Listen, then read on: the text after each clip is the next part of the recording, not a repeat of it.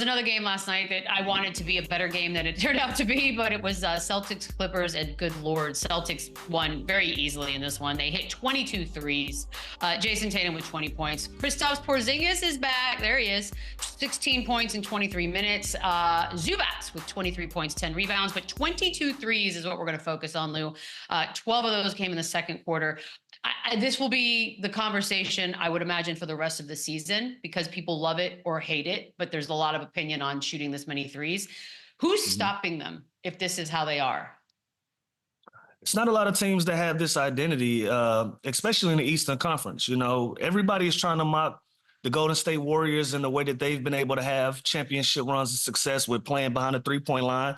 And one of the things that the Golden State Warriors had were the top two best three-point shooters in NBA history, and Klay Thompson and Steph Curry. And the Celtics they've used that style of play to match them, because they have a lot of guys that can shoot the basketball, and they have two of the most elite jump shooters in the game who've extended their reach out to the three-point line, and that's the style of play that they play.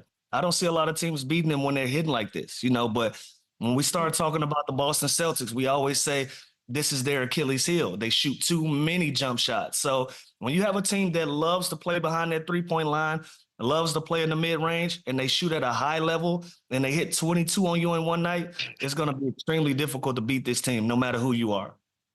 22 threes.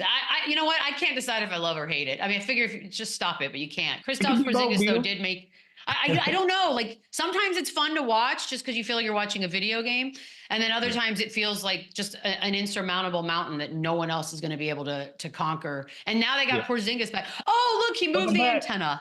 I'm so happy for you, buddy. I'm from the shot room. Impressive shot collection, by the way. Tell Pops I'm impressed. I was trying to check him out behind you. That's all Big G.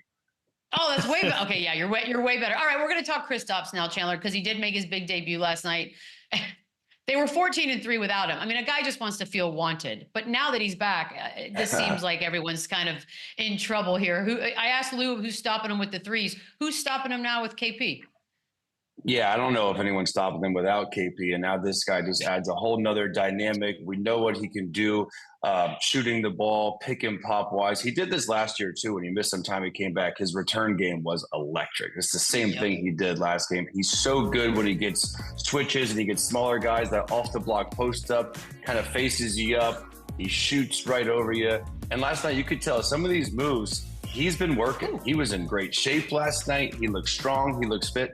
This doesn't look like a guy that's missed a lot of time. So I know it's 23 minutes, 16 points. I think they're going to continue to build that up and get more and more reps for him. But as a guy that takes time off, that when you can't simulate real game action, he looked unbelievable last night. And he gives this great three-point shooting team even another piece where he's arguably their best shooter. So it's the rich got richer last night in Boston. Dear Lord. No one's stopping him. This is problematic for the rest of the league. Maybe the Knicks, if they could keep scoring 145 a night, but I don't see it happening very often. And the Knicks still have to get Precious back because he didn't play. You got to get Mitchell Robinson back. Maybe all of those guys make them 2-point shooters.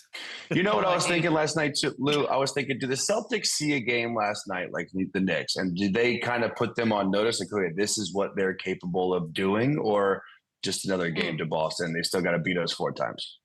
I think it's another game, bro. Like, especially you win a championship, your arrogance kicks up 1,000 times. Your confidence kicks up 1,000 times when you win a championship. You're like, shit, we're still the team to beat. Who are you guys? I don't really see them peeking around the league as much right now than any other team. I don't know, Chandler, what you think?